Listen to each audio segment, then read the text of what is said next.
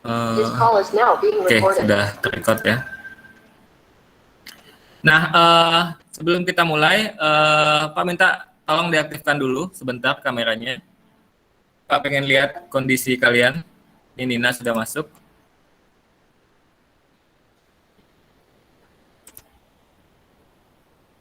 Oke ya. Pak, saya nggak hidupin kamera, soalnya dahi saya dijahit sama mata saya bengkak. Kemarin jatuh. Ya, ya nggak apa-apa. Iya. Yang lainnya tolong diaktifkan kameranya. Ya, sebelum kita mulai pembelajaran kita kali ini, seperti biasa kalau di sekolah kita sebelum belajar kita berdoa dulu. Pak minta yang mimpin doa Diah Martini ya. Silakan pimpin doa Diah Martini. Diaktifkan mikrofonnya dan pimpin doa. Diah.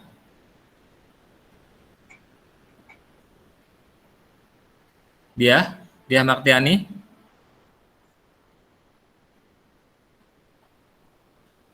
Ya, kalau gitu Diah. Ya, silakan pimpin doa dia. Doa mulai.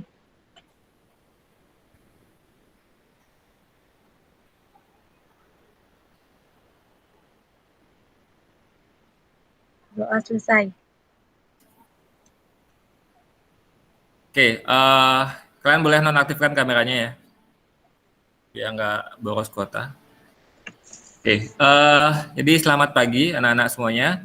Jadi kita ketemu sekarang di pembelajaran mata pelajaran pemrograman dasar ya, dimana di Mapel ini seharusnya kita sudah ketemu 2 kali, cuman karena Selasa kemarin itu bertepatan dengan tanggal merah, jadinya kita baru ketemu di minggu kedua ini ya. Nah, sebelum kita masuk ke pembelajarannya ya, pemrograman dasar ya. Jadi Pak kasih gambaran sedikit ya mengenai pembelajaran ini. Jadi untuk pelajaran pemrograman dasar itu ya, apa sih yang kita pelajari di mata pelajaran ini? Secara umum pembelajarannya adalah mengenai tentang dasar-dasar ya dari pemrograman.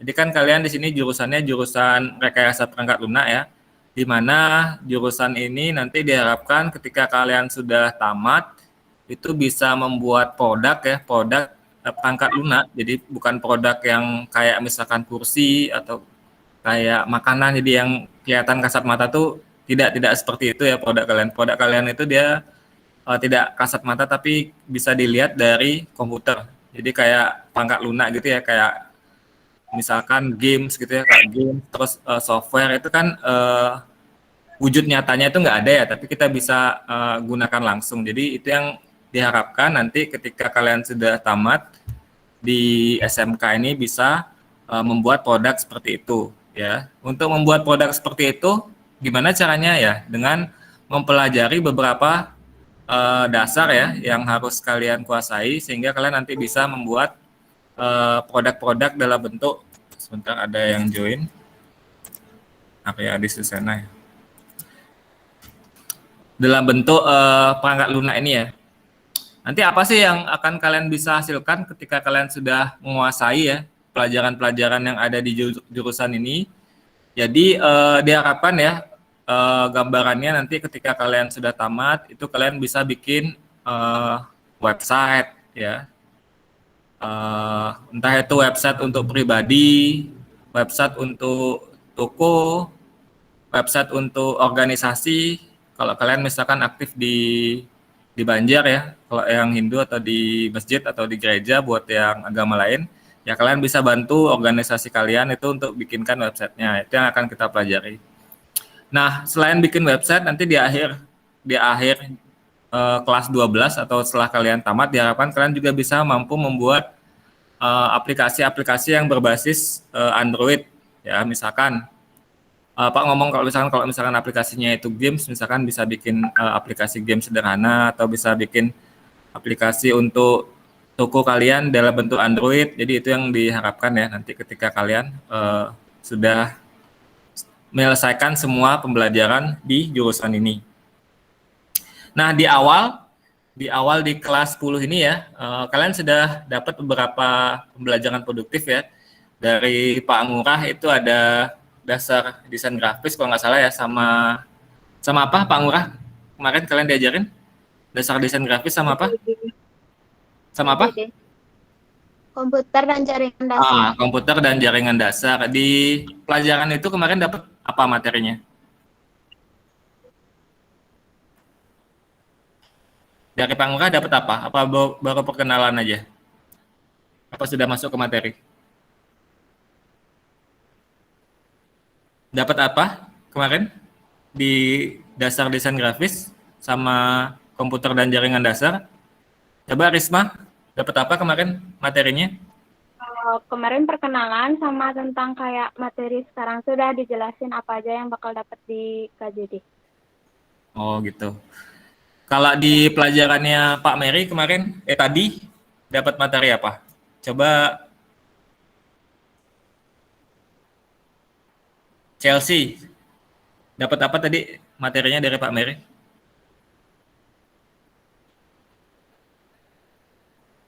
Ya, Pak. Ya, tadi kan dapat pelajaran produktif tuh dari Pak Mary. Materinya apa tadi? Saya lupa. Barusan. Atau yang lain bisa bantu, William coba bantu. Tadi dapat apa materinya? William? Kurang tahu, Pak. Tadi di pelajaran Pak Mary dapat apa materinya, William? William Jacobus. Apa, William? TML, Pak. HTML. Itu dia. HTML tadi di Pak Mary apa di Pak Ngurah? HTML di HTML di Pak Ngurah bukan sih? Tadi lo yang barusan ini, kan baru aja tadi. Masa Sistem lupa? komputer bukan? Tadi Yang barusan itu hampir sistem sama. komputer. Hah? Hampir sama kayak nyelasin aja materi-materi yang bakal dapet tuh kayak gimana aja. Terus Oh, belum. ngejelasin materi-materi yang udah diupload di GCR sama tentang pengumpulan tugas tuh kayak gimana gitu. Itu aja. Jadi belum sampai ke materi langsung ya, baru dijelasin apa aja yang bakal didapetin ya. Belum, Pak. Sama yang kayak dikasih kayak LKS gitu bisa belajar Cuman di sana jawab-jawab beberapa itunya. menit sih Pak tadi. Oke. Jadi itu yang akan kalian dapat ya di produktif ya, mapel-mapelnya dari Pak Ngurah tadi kan dasar desain grafis sama komputer dan jaringan dasar ya, dari Pak Mary ada sistem komputer sama simulasi digital. Nah, kalau dari Bapak sendiri itu di pemrograman dasar ya. Nah, pemrograman dasar ini adalah mata pelajaran kayak pondasi ya. Jadi nanti kan kalian nanti belajar mengenai bahasa pemrograman ya. Bahasa pemrograman itu kayak bahasa manusia ya, tapi di pemrograman ini karena mayoritas pembuatnya itu adalah dari luar negeri ya, jadi bahasanya akan kayak bahasa Inggris gitu ya. Bahasanya sudah bahasa manusia, tapi mayoritas bahasanya itu mirip kayak bahasa Inggris, di mana nanti dari bahasa yang kalian buat itu akan menciptakan produk yang nanti kalian buat ya. Misalkan kalian mau bikin web, berarti kalian akan belajar bahasa HTML gitu ya. HTML mirip bahasanya kayak bahasa manusia tapi pakai bahasa Inggris. Jadi dengan menguasai HTML itu kalian akan bisa bikin halaman website kalian sendiri. Nah, pemrograman dasar ini akan mempelajari ya, apa aja sih kalau kita belajar bahasa pemrograman itu, apa aja sih yang ada di bahasa pemrograman ya. Perintah-perintah apa saja sih yang ada, itu akan kita pelajari di pelajaran ini.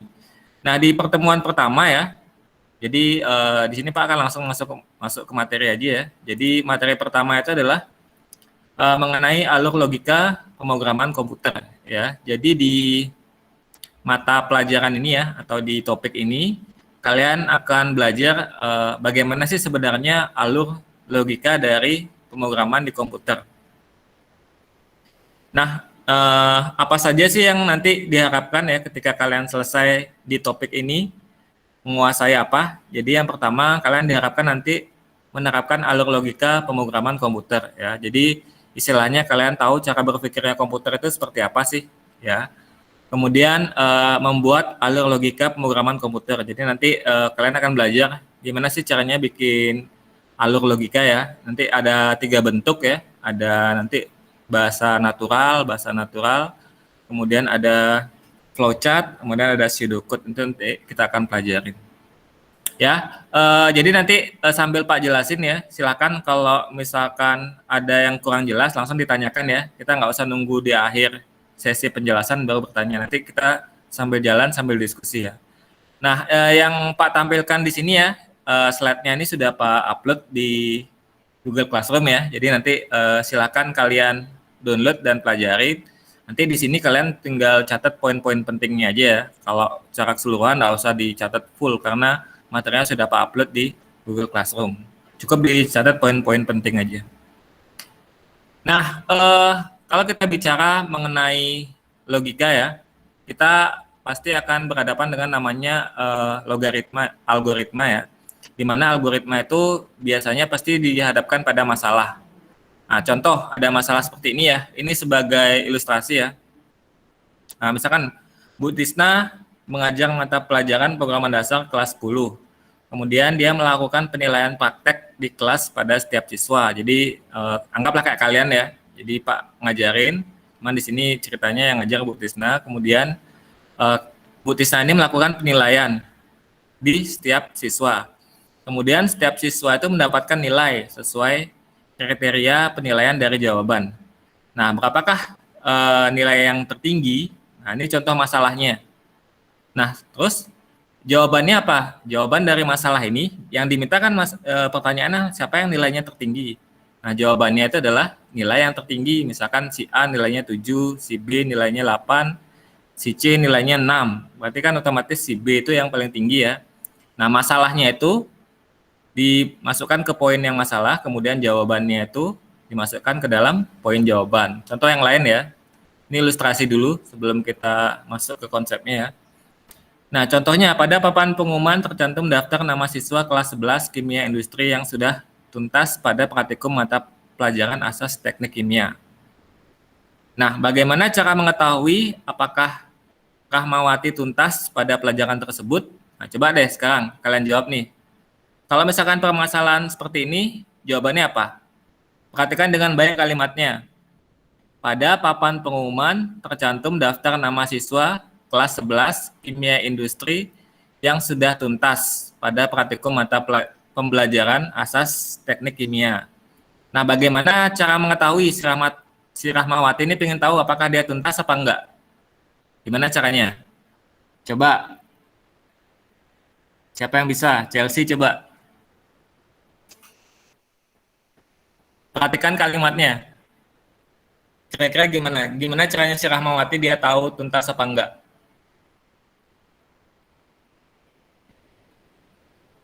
Chelsea bisa? Ayo jawab aja, nggak apa-apa salah. Kalau kasusnya kayak gitu gimana? Si Rahmawati ini pingin tahu. Nah, ya coba di Prayoga. Rahmawati melihat pada papan pengumuman. Gimana? Rahmawati melihat pada papan pengumuman. Ya, benar ya. Cuman kurang benar-benar pas ya. Setelah dia ngelihat itu gimana caranya? Rahmawati udah ngelihat nih di papan pengumuman. Gimana caranya Rahmawati memastikan bahwa dia tuntas apa enggak? Melihat namanya. Melihat namanya. Kalau namanya ada berarti dia lulus apa enggak? Tuntas apa enggak? Kalau ada, tuntas berarti. Kalau nggak ada? Nggak tuntas. Ya, gitu ya. Jadi itu contoh ilustrasinya ya. Jadi jawaban dari masalahnya ini adalah namanya tercantum pada daftar. Jadi kalau si Rahmawati ada di dalam pengumuman pengumuman mengenai daftar siswa yang tuntas di pelajaran kimia, maka dia nyatakan sudah tuntas. Nah, itu ya. Jadi kalau kita bicara mengenai algoritma itu selalu menghadapi dua hal ya. Ada masalah, ada jawaban. Ada masalah, ada jawaban. Nah, algoritma itu ada di tengah-tengah. Jadi dia adalah cara kita untuk mencari jawaban ya. Jadi kalau diilustrasikan seperti ini ya. Ini Pak lewatin aja. Ya. Jadi kalau kita bicara mengenai algoritma, itu pertama ada masalah, kemudian ada jawaban atau solusi. Nah, algoritma itu ada di tengah-tengah, ya. Jadi yang kita pelajari pertama ini adalah algoritma, ya. Nah, jadi pengertian algoritma itu apa? Ya, algoritma itu adalah merupakan deretan instruksi ya yang jelas untuk memecahkan masalah, ya, yaitu untuk memperoleh keluaran atau jawaban ya dari satu masukan dalam jumlah waktu yang terbatas. Nah, contoh algoritma ya yang sering kalian lakukan ya. Di sini semua punya Facebook? Enggak. Enggak semua. Zaman kalian udah berubah ya sosmednya ya. Kalian sosial medianya apa sekarang? Instagram. IG ya? Udah nggak ada yang ini ya, nggak ada yang pakai Facebook ya. Itu buat Ibu yang udah tua kayaknya Facebook ya. Kalau YouTube anak-anak seumuran kalian udah nggak main Facebook ya? Teman saya main Facebook, Pak, tapi Masih saya main Facebook. Nah, kalau kayaknya tapi sama ya. Kalau misalkan kalian di Facebook atau Instagram ya, gimana caranya kalian untuk update status? Pertama gimana? pertama pencet aplikasinya, terus pencet gambar kameranya, Ya. terus foto, terus upload ke Instastory Instagramnya. Ya, terus biasanya ada captionnya kan ya? Ya. Ya, tambahkan captionnya. Jadi kalau di yang kalian sebutkan barusan itu ya, itu adalah salah satu contoh algoritma ya. Jadi masalahnya itu adalah saya pengen update status. Nah, algoritmanya gimana? Ya itu yang tadi yang disebutin sama Chelsea ya kalau nggak salah ya tadi ya. Jadi pertama apa tadi buka Instagramnya atau kalau misalkan kalau pakai Facebook buka Facebooknya. Kita nggak ada yang join. Magdalena ya. Ya, kemudian kalian upload gambarnya ya. Upload gambarnya kalau misalnya di Instagram, kemudian setelah upload gambarnya ditambahkan caption, baru post ya. Begitu juga dengan di Facebook ya. Kalau di Facebook ya mungkin yang nggak main Facebook nggak ngerti ya. Jadi Pak salah nih ngasih contoh. Harusnya pakai yang udah kalian pakai ya. Kalau di Facebook itu misalkan kalau kita udah masuk ke Facebook ya, biasanya ada isian apa yang Anda pikirkan.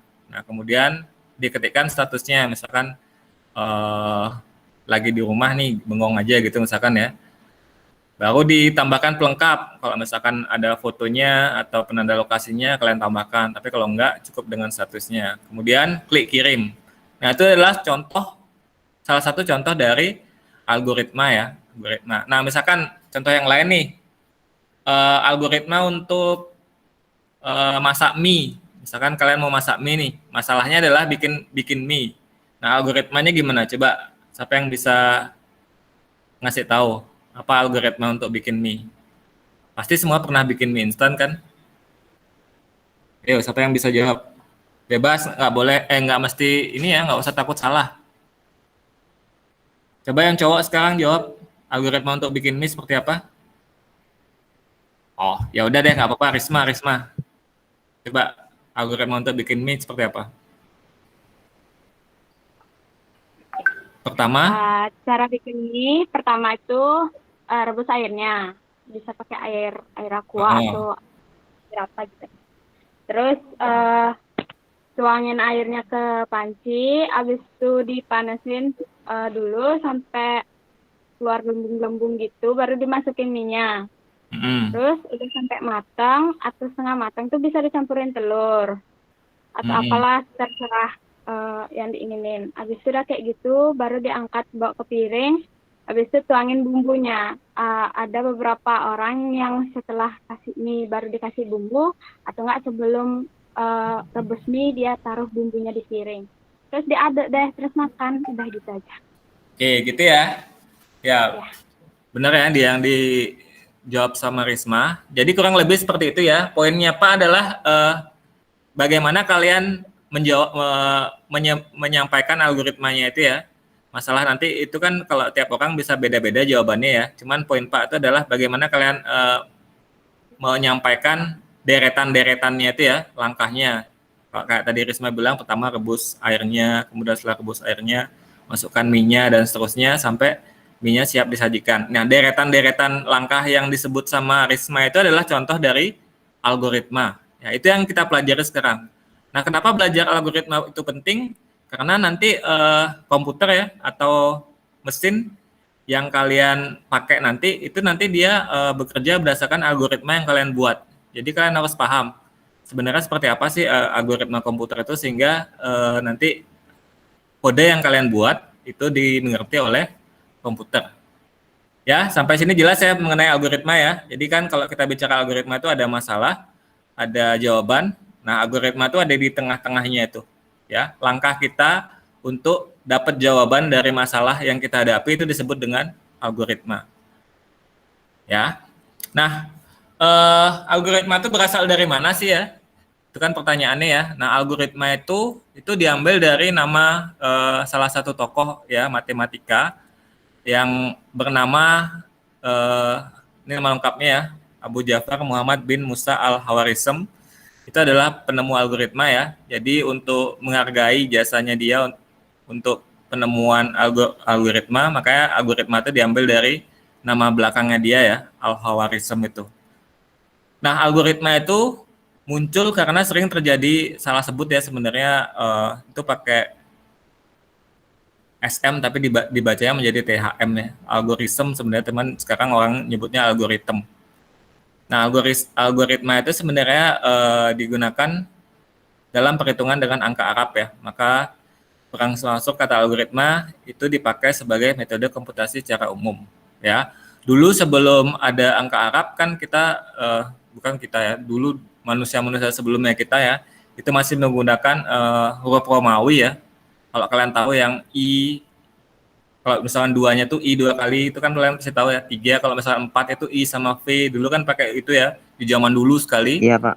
Cuman karena ditemukan bahwa itu nggak efisien ya, jadi dulu kan untuk 10 pakai X, dia kesulitan kalau angkanya itu udah semakin besar.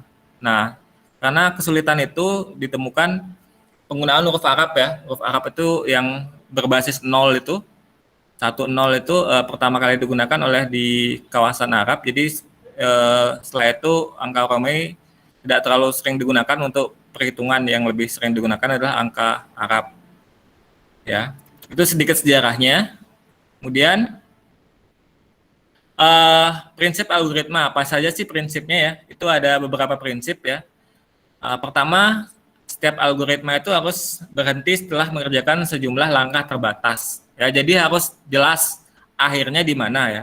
Kalau tadi di langkah pertama, di kasus pertama ya, kasusnya misalkan untuk update status di Instagram atau di Facebook, akhirnya itu kan jelas. Akhirnya itu kalau kita sudah selesai ngepost status, itu berarti ujungnya ya. Kalau misalkan di kasus kedua tadi, algoritma untuk masak mie, akhir dari algoritma itu ya ketika mie-nya itu sudah selesai disajikan, maka algoritma itu sudah berhenti ya. Jadi itu prinsip yang pertama. Jadi harus jelas kapan masalah itu dikatakan selesai ya. Kalau misalkan enggak ada batasannya ya, algoritma kita enggak selesai-selesai. Yang kedua, setiap langkah harus didefinisikan secara jelas ya, dan tidak memiliki pemahaman yang ambigu. Jadi bahasanya harus jelas dan baku ya. Tidak boleh ambigu. Yang ketiga, algoritma itu memiliki 0 atau lebih masukan input ya. Jadi nggak wajib ada input ya. Tapi kalau misalkan ada nggak apa-apa. Begitu juga dengan outputnya ya. Keluarannya itu juga memiliki 0 atau lebih keluaran.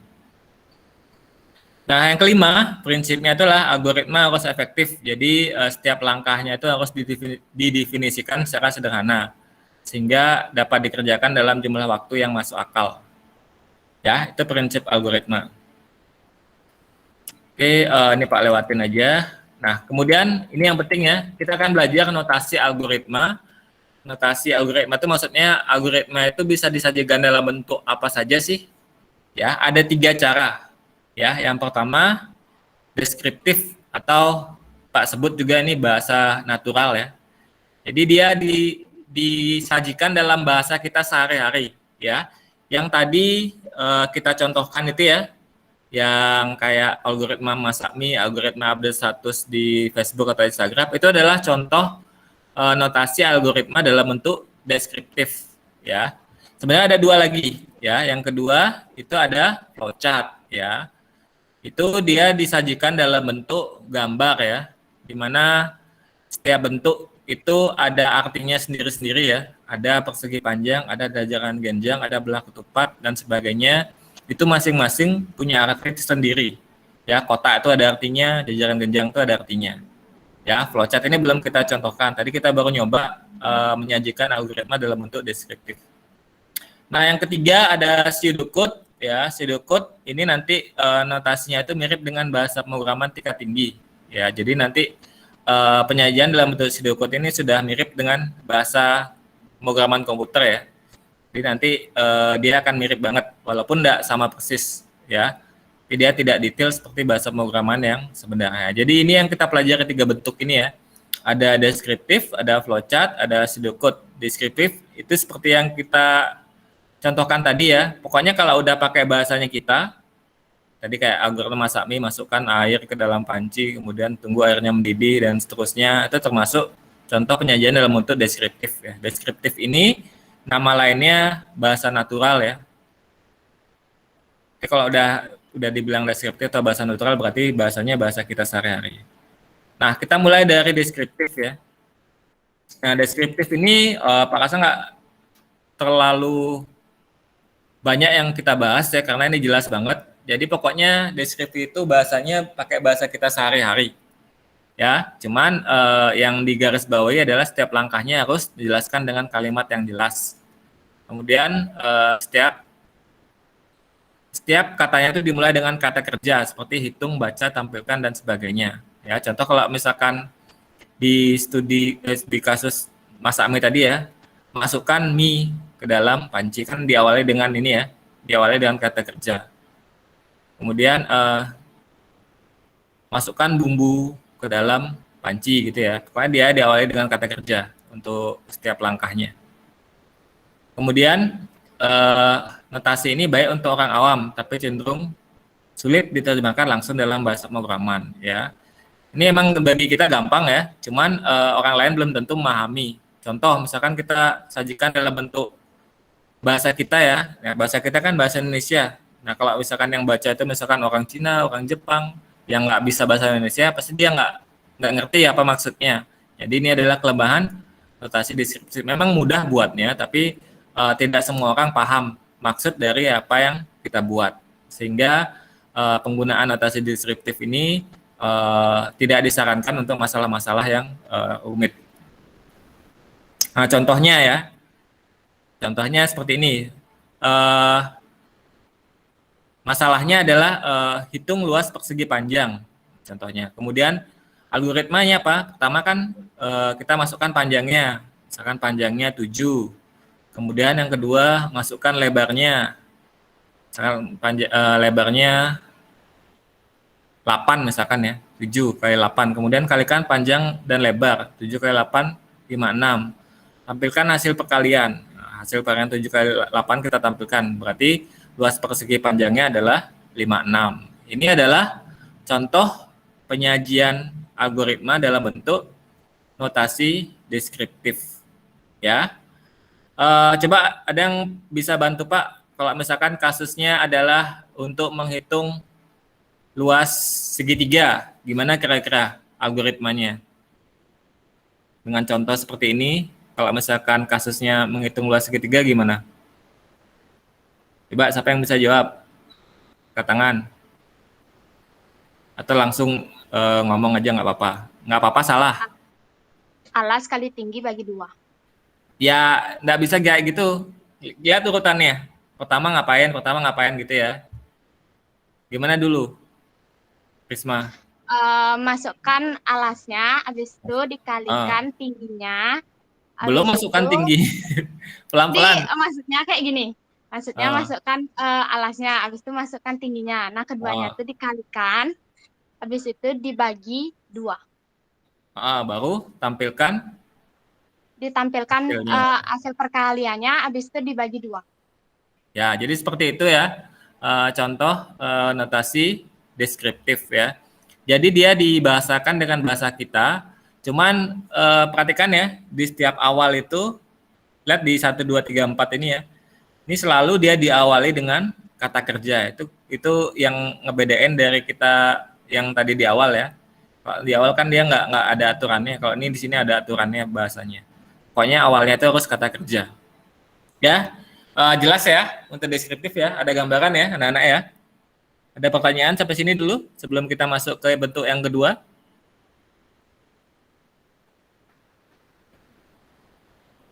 Tidak. Nggak ada ya, nggak ada pertanyaan ya. Tidak. Oke, kita lanjut ke yang kedua. Nah, yang kedua ini yang menggunakan flowchart ya. Mungkin kalian sudah sering lihat ya kalau misalkan kalian kemana gitu ya, ke koperasi atau ke bank, itu biasanya ada tuh alur cara bikin rekening. Biasanya ada dah kayak gambar-gambar ya. Nah, itu mereka sajikan masalahnya dalam bentuk flowchart. Nah, apa sih notasi flowchart itu ya? Notasi flowchart itu adalah algoritma yang penyajiannya itu disajikan dalam bentuk gambar ya. Gambarnya itu dia ada dalam banyak bentuk dan setiap bentuk itu punya arti masing-masing ya. Contoh persegi panjang, jajaran genjang, belah ketupat dan sebagainya. Nah, tiap bentuk ini mewakili tiap jenis langkah dalam algoritma. Jadi ada maksudnya tuh, nggak sembarangan gambarnya itu ya. Ada maksudnya. Kemudian notasi ini cocok untuk menggambarkan algoritma yang sederhana, namun tidak cocok untuk digunakan untuk algoritma kompleks karena membutuhkan lembar kertas yang banyak ya. Jadi flowchart ini cocoknya untuk permasalahan yang tidak terlalu kompleks ya, atau yang sederhana. Nah, apa saja yang perlu kita perhatikan ya? Pertama kita harus tahu simbol-simbolnya ya. Yang pertama ada simbol warna bentuknya kotak ya. Kotak ini artinya proses ya. Kalau udah ketemu tanda kotak kayak gini, berarti itu artinya proses. Mana maksudnya itu adalah menunjukkan pengolahan yang dilakukan oleh komputer ya. Kemudian decision itu diwakili oleh gambar kayak ketupat ini ya, belah ketupat. Ini artinya simbol untuk kondisi yang akan menghasilkan beberapa kemungkinan pernyataan ya. Kalau di proses tadi ya, contohnya masukkan mie ke dalam panci, itu adalah contoh proses. Itu bisa diwakili dengan gambar ini. Nah, kalau decision, contoh kasusnya kayak gini. Apakah Anda yakin akan pulang? Itu kan jawabannya bisa dua ya. Bisa ya, bisa tidak. Nah, kalau udah ketemu kasus kayak gitu ya, kita harus pakai simbol decision. Jadi, decision ini digunakan ketika kita menghasilkan jawabannya itu yang berupa pilihan. Contoh lain ya. Anda masuk ke jurusan apa? Nah, kalau di sekolah kan ada banyak nih. Ada perhotelan, ada tata boga, ada RPL, ada tata kecantikan ya. Itu kalau udah kayak gitu, di mana ada pilihan, kita pakai decision. Ya. Yang ketiga ada input output ya. Jadi simbol yang menyatakan proses input dan output tanpa tergantung dengan jenis peralatannya. Nah, contohnya kayak ini ya, inputan itu ya, tadi di kasus yang pertama itu masukkan panjang, masukkan lebar, itu masuk ke input output ya. Nah, selanjutnya ada simbol kotak tapi ada garis luarnya ya di kiri sama di atasnya. Itu artinya internal storage, artinya ada proses penyimpanan ya. Jadi ketika kita membuat flowchart di mana nanti di dalam proses itu ada nyimpen di hard disk komputer ya atau di perangkat kita, itu kita simbolkan dengan ini internal storage. Kemudian yang berikutnya itu simbol terminal. Nah, simbol terminal ini itu pasti ada di awal dan di akhir. Pokoknya kalau kita buat flowchart ya, itu yang paling pertama pasti simbol ini. Ya, simbol terminal ini. Dan yang paling akhir juga simbol ini. Pokoknya awal sama akhir itu harus simbolnya terminal. Jadi dia mewakili arti permulaan atau akhir dari suatu program. Nah, yang ketiga itu ada tanda buletan ini ya. Buletan ini artinya konektor. Jadi dia penghubung antara keluar dan masuk prosedur dalam proses atau lembar halaman yang berbeda. Misalkan flowchart yang kita buat itu ada banyak halaman. Itu nanti penghubungnya kita pakai konektor. Nah, kemudian ada tanda garis ini ya. Tanda garis ini adalah arus atau flow. Nah, contohnya sekarang ya. Contoh notasinya kayak gimana? Nih, contohnya untuk kasus yang pertama ya. Yang tadi kita buat itu ya. Mulai ini tadi apa? Simbol apa? Yang barusan? Simbol terminal atau terminator ya. Pokoknya kalau di awal dan di akhir itu harus simbol ini ya. Kalau kalian lihat ya, dimulai sama selesainya itu selalu pakai tanda kotak dengan garis luarnya kayak setengah lingkaran gitu ya. Nah, kemudian sini kan ada input ya, masukkan panjang. Berarti dia pakai tanda jajaran genjang. Kemudian masukkan lebar. Nah, jadi dia pakai jajaran genjang. Nah, kemudian luas sama dengan panjang dikali lebar. Berarti di sini dia masuk ke proses. Ya, jadi dua ini input, kemudian yang ini proses, kemudian tampilkan luas. Tampilkan luas kan berarti dia keluaran ya, atau hasil, atau output. Jadi dia pakai simbol jajaran genjang. Ya, jadi seperti itu ya gambarannya. Sampai sini dulu. Jelas dulu anak-anak? Ada gambaran enggak? Untuk simbol-simbolnya kan kalian tinggal lihat lagi ya, mungkin sekarang belum hafal. Yang paling sering digunakan itu ya simbol ini ya, yang 3 ini ya. Sama satu lagi yang belah ketupat itu sering juga dipakai. Ya, jadi tiap bentuk itu ada artinya. Ya. Sampai sini ada pertanyaan dulu sebelum Pak lanjut ke notasi yang ketiga.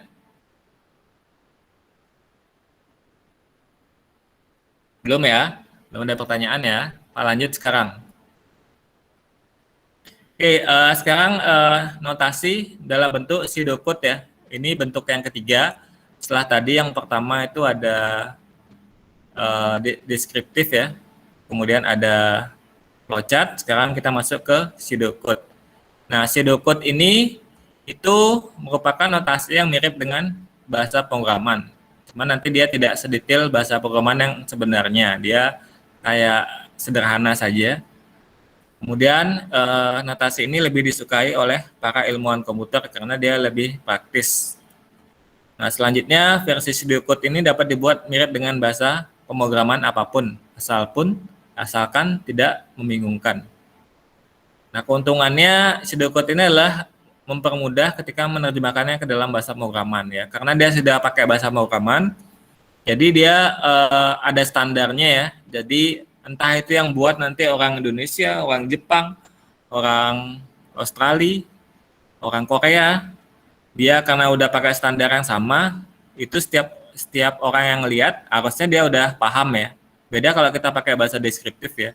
Kalau kita pakai bahasa deskriptif, kita pakai bahasanya kita, bahasa Indonesia, orang luar belum tentu ngerti. Tapi kalau kita udah pakai notasinya bentuk pseudocode, itu udah ada standarnya, dan standar itu biasanya sudah diakui secara internasional, sehingga orang-orang di luar kita, misalkan di luar orang Indonesia, harusnya bisa ya, karena dia udah sesuai standar internasional.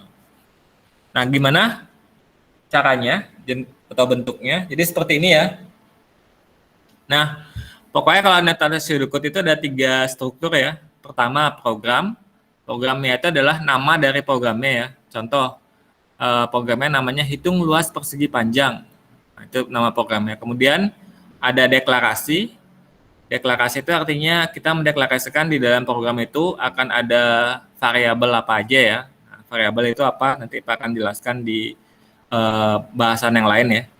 Contohnya ada panjang, lebar, luas, titik 2, integer. Integer itu apa?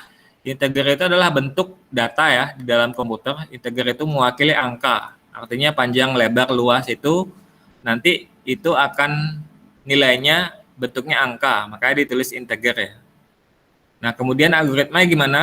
Nah, 1, baca panjang. Artinya dia akan mengambil nilai panjang. Kemudian 2, baca lebar. Artinya dia akan membaca nilai lebar. Kemudian luas sama dengan itu tanda garis panah itu bahasa komputernya itu sama dengan ya. Kemudian panjang bintang lebar. Kenapa bintang bukan X ya? Karena di komputer itu dia tidak mengenali X ya. X itu bukan dibaca sebagai perkalian. Yang dibaca sebagai perkalian itu bintang. Makanya panjang, bintang, lebar. Ya. Begitu juga dengan bagi ya. Bagi kalau kita di Indonesia kan pakai titik 2 ya. Tapi kalau bahasa komputer itu pakai garis miring ya. Kalau kalian lihat ya di komputer kalian atau di laptop kalian, kalau yang ada laptop itu kalau kalian lihat tambah kurangnya mungkin sama, tapi kali baginya itu pasti dia bintang sama garis miring. Ya, makanya di sini ditulisnya dia tidak kali tapi bintang untuk perkalian. Nah, kemudian yang keempat, tampilkan luas ya. Jadi seperti itu. Jadi ada bahasanya ini, penulisannya ini udah mirip dengan bahasa komputer ya. Jadi itu contoh notasi pseudocode. Ya. Sampai sini dulu ya. Jadi kita sudah pelajari 3 bentuk itu ya. Ada yang tadi ada notasi deskriptif. Itu bahasanya pakai bahasa kita. Yang kedua ada notasi dalam bentuk flowchart. Itu bentuknya berupa gambar. Kemudian yang ketiga ada notasi dalam bentuk pseudocode. Itu bentuknya tadi seperti bahasa pemrograman komputer. Ya. Sampai sini ada yang mau ditanyakan dulu sebelum Bapak lanjutkan? Model algoritma kita bahas di pertemuan berikutnya ya. Ada pertanyaan?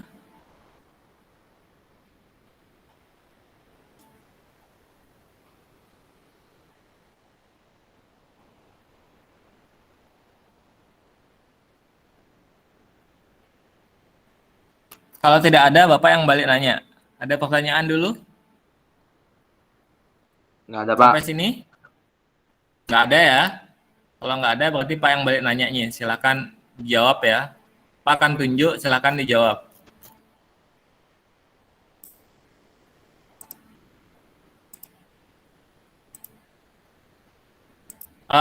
Tadi kan Pak sudah bahas mengenai penemu algoritma ya. Siapa tadi yang Pak sebutkan sebagai penemu algoritma? Apa yang bisa angkat tangan? Penemu algoritma siapa? Nggak usah nama lengkapnya deh. Tadi kan panjang nama lengkapnya. Siapa penemu algoritma tadi yang Pak sebutin?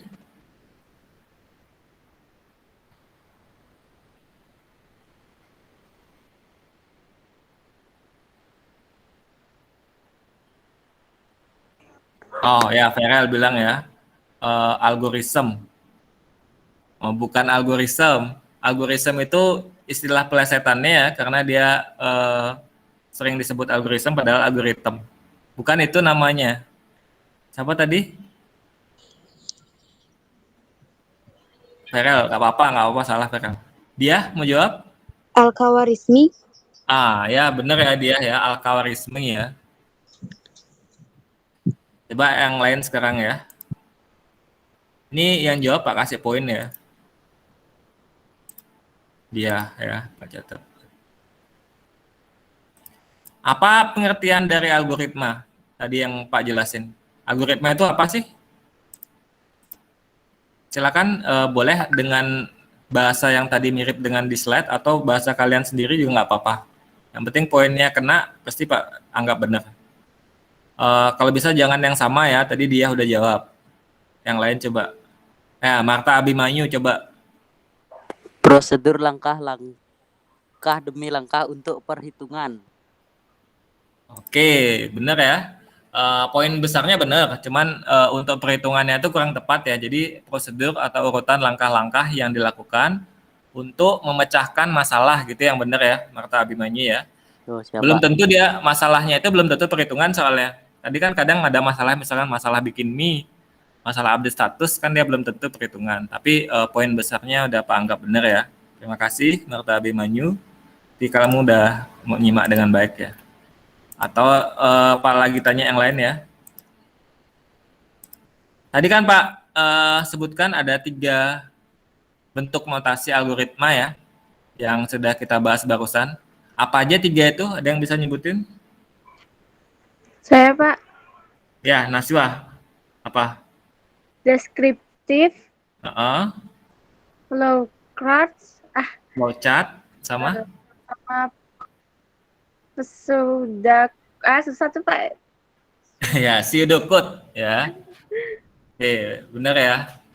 Ya, benar Naswa. Jadi ada 3 yang sudah kita pelajarin tadi, ada deskriptif, ada flowchart sama pseudocode. Sebentar Pak catatnya ya, yang jawab-jawab ya.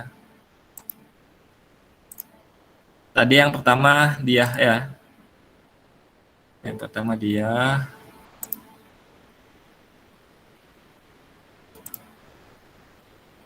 Yang kedua tadi Abimanyu ya. Marta Abimanyu. Kemudian terakhir tadi siapa? Nasya ya. Iya Pak. Nasya Ramadhani. Oke. Oke, 2 pertanyaan lagi ya. Eh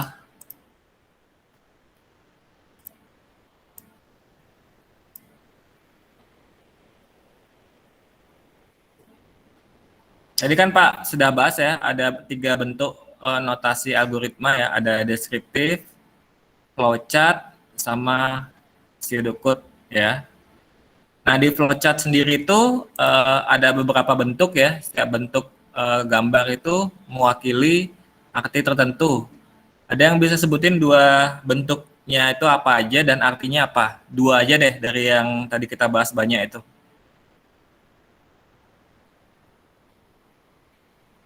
Tadi kan Pak sajikan ada banyak bentuk tuh. Coba kalian sebutin 2 aja dan artinya itu apa?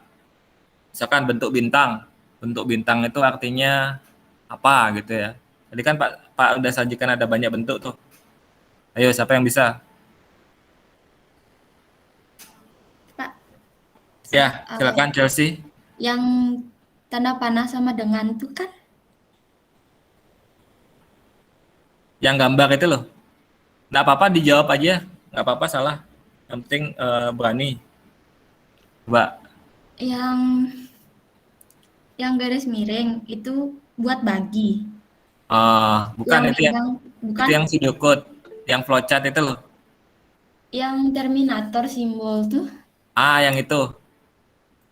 Terminator Itu bentuknya apa? untuk permulaan. Bentuknya seperti apa Terminator tuh? Kayak apa namanya, persegi panjang, tapi yang di sampingnya itu kayak bulat, setengah Oke. bulat lingkaran. Itu Terminator. Terus yang kedua, Terus jajar genjang. jajaran genjang itu artinya apa? Untuk input atau output ya. Oke, bener ya Chelsea ya. Ada yang mau jawab lagi selain yang dijawab Chelsea? Tadi ada yang angkat tangan tuh. Tadi kan Pak sajikan banyak tuh. Siapa tadi yang angkat tangan? Risma bisa sebutin selain jajaran genjang sama Terminator yang kotak yang sisi luarnya lingkaran itu? Bisa Risma? Pas skip. Simbol flowchartnya itu yang pertama decision, yang bentuknya tuh kayak belah ketupat. Decision belah Itu ketupat. untuk Terus kemungkinan yang kedua? pernyataan. Ya. Terus yang kedua tuh kayak persegi panjang, tapi di ujungnya tuh kayak ada lonjong-lonjong gitu. Itu tadi sudah disebutin sama Naswa. Yang lain? Oke. Apa ya? On-pack connector, Pak. Ya, bentar Erik. Biar Risma yang jawab dulu. Konektor yang bulat kecil. Bentuknya bulat ya. Jadi konektor sama apa tadi yang pertama kamu bilang? Belah ketupat itu ya. Oke, benar Risma ya. Belah ketupat decision.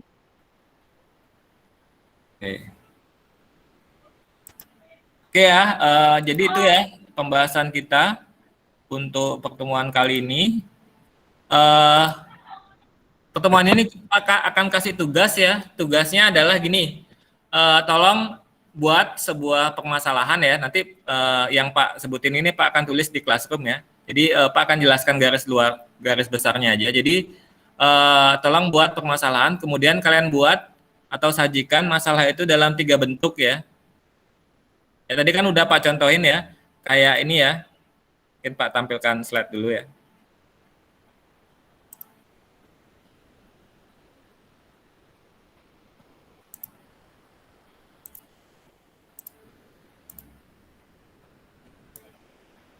Ya, jadi sajikan masalahnya itu, misalkan masalahnya ini adalah ini ya, menghitung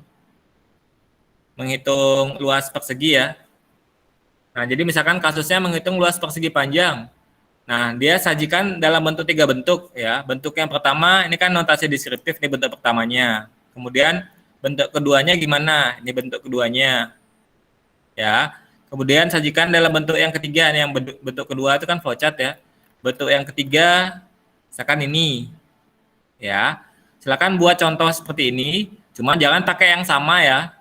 Jangan pakai luas persegi panjang lagi, boleh pakai kasus yang lain. Misalkan menghitung ini ya, menghitung atau rumus Pitagoras atau rumus menghitung apa gitu ya. Pokoknya jangan pakai kasus yang sama. Terus dia disajikan dalam 3 bentuk, pseudocode, ini contoh pseudocode, kemudian flowchart sama deskriptif ya. Deskriptif ini ya. Nah, silakan nanti kalian tulis itu, boleh pakai kertas lempiran ya, kertas lempiran kalian tulis di kertas lempiran, kemudian kalian foto, kalian upload, boleh kalian pakai Microsoft Word. Microsoft Word kalian ketik, kemudian kalian upload di Classroom. Ya. Jadi seperti itu tugasnya ya. Jelas mengenai tugasnya? Nanti tugasnya Pak akan upload di Classroom sekarang. Ya, nanti kalian bisa lihat di Classroom ya. Jelas mengenai tugasnya anak-anak? Jelas, Pak. Jelas ya. Jelas, Pak. Masalahnya 1 pakai 3 bentuk ya. Ada batas pengumpulannya nggak? Batas pengumpulannya sampai minggu depan. Oke. Ketemu lagi sudah harus dikumpul. Ya, masalah kalian tulis tangan atau pakai komputer, pakai Microsoft Word bebas ya. Tapi kayaknya enakan pakai tulis tangan deh. Kemudian foto, kemudian kalian upload. Ingat ya, 3 bentuk itu masalahnya sama ya, jangan dibeda-bedain. Misalkan kalian ngangkat masalah untuk menghitung luas lingkaran, ya bentuk deskriptifnya untuk lingkaran, bentuk flowchartnya lingkaran juga, bentuk yang pseudocode-nya lingkaran juga. Jangan dibeda-bedain. Misalkan bentuk deskriptifnya lingkaran, bentuk flowchartnya kalian bikin segitiga, jangan kayak gitu. Permasalahan sama, tapi disajikan dalam 3 bentuk. Jadi gitu ya. Jelas ya? Berarti cuma 1 aja Pak dipakein contoh buat ketiganya. Ya, permasalahannya 1, tapi disajikan dalam 3 bentuk gitu. Ya? Ya. Oke, sampai sini ada yang mau ditanyakan dulu sebelum Pak akhiri? Oh ya, coba kalian lihat absen ini ya, absen online meeting ini ya. Tolong kalau yang ada hadir di sini tapi nggak kelihatan sebagai hadir, tolong angkat tangan atau bilang, Pak, saya di situ kok tidak hadir padahal saya hadir gitu ya. Ini Pak akan tampilkan.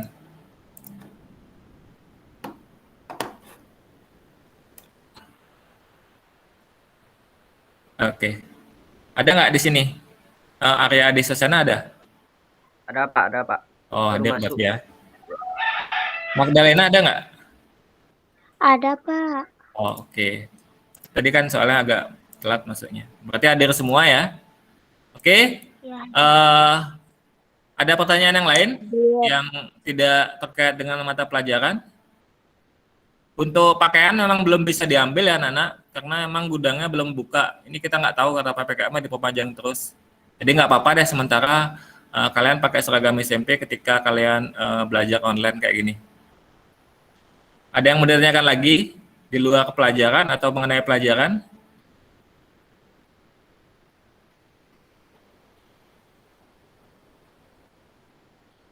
Tidak ada ya?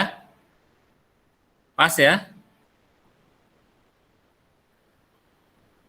Oke, kalau sudah tidak ada pertanyaan, jadi kita akhiri pertemuan online kita untuk hari ini. Pak ucapkan terima kasih atas kehadiran kalian semua. Kemudian nanti rekaman online meeting kita ini juga Pak akan upload ya di Classroom. Jadi kalau misalkan kalian perlu penjelasan ulang mengenai apa yang kita bahas di pertemuan kali ini, silakan kalian lihat di Classroom, nanti rekaman videonya akan ada di sana. Ya, kalau memang sudah tidak ada pertanyaan, jadi Pak akan akhiri pertemuan kita kali ini. Ucapkan terima kasih dan selamat siang, dan kalian boleh leave Google Meet-nya. Selamat siang semua. Siang, Pak. Ya. Siang, Pak. Ya, Mbak.